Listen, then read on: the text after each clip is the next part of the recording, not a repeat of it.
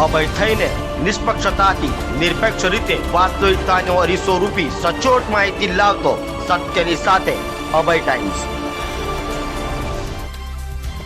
રાજકોટ અગ્નિકાંડને લઈ સુરતમાં ફાયર વિભાગ દ્વારા કામગીરી શરૂ કરાઈ છે અને 12 જેટલી હોસ્પિટલોને બીયુસી તથા ફાયર એનઓસીને લઈ સીલ કરાયા છે। રાજકોટમાં સર્જાયેલા અગ્નિકાંડથી સફાળા જાગેલા સરકારી તંત્રમાં સૌથી વધુ ફાયર બ્રિગેડ દોડતું થયું છે।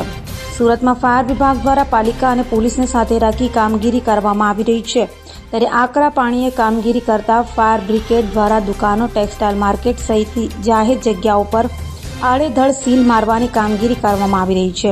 રાત દિવસ સીલિંગની જ કામગીરી કરતા ફાયર બ્રિગેડ દ્વારા છેલ્લા 2 દિવસમાં 12 જેટલી હોસ્પિટલ સીલ કરી દેવામાં આવી છે।